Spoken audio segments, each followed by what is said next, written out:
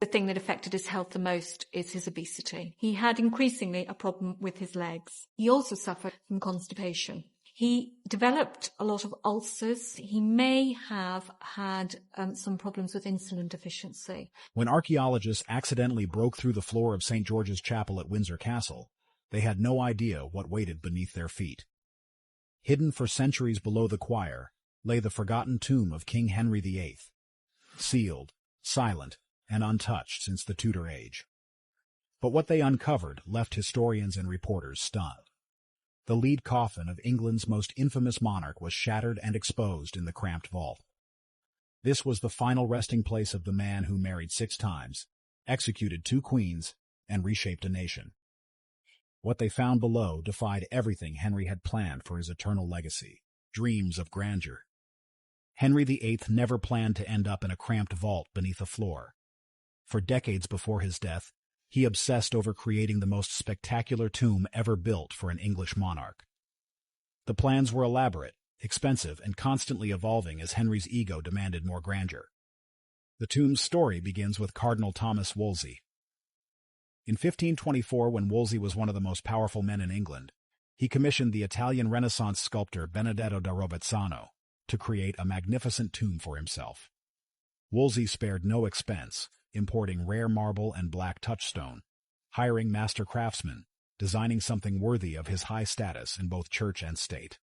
When Wolsey fell from Henry's favor in 1529, the king seized everything the cardinal owned, including the unfinished tomb.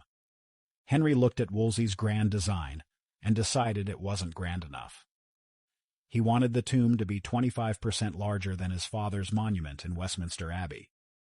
He wanted white marble pillars, gilded bronze angels, and life-sized figures of himself and Jane Seymour lying atop a massive sarcophagus. The plans kept growing.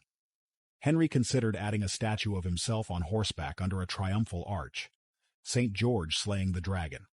Prophets, apostles, and evangelists, 134 figures in total, all cast in gilded brass, 9-foot-tall bronze candlesticks standing between marble pillars, an altar topped with an angel-adorned canopy, 16 effigies of children holding candlesticks at the base. The entire structure was to be enclosed by bronze and black marble railings, creating a separate chapel within St. George's dedicated solely to Henry's memory. Daily masses were to be said for his soul at the altar. It was to be the largest, most expensive, most elaborate royal tomb ever created in England. Benedetto da Rovezzano and his assistant Giovanni de Maiano worked on the tomb from 1530 to 1536. The king's life-sized effigy was cast and polished during Henry's lifetime. Marble bases, pillars, statues, and bronze friezes were crafted and stored in workshops at Westminster, waiting for assembly. Then the money ran out. Henry's wars with France and Scotland drained the royal treasury faster than it could be refilled. Military campaigns took priority. Benedetto, aging and sick, returned to Italy.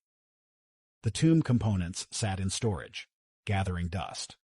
When Henry died in 1547, his will specified that he was to be buried temporarily in a vault beneath the choir at St. George's Chapel, exactly halfway between the high altar and the sovereign's garter stall, alongside Jane Seymour.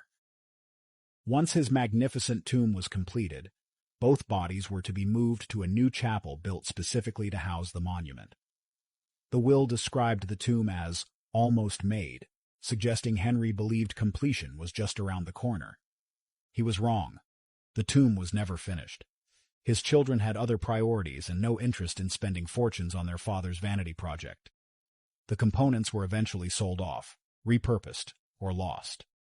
The sarcophagus ended up holding Lord Nelson's body in St. Paul's Cathedral.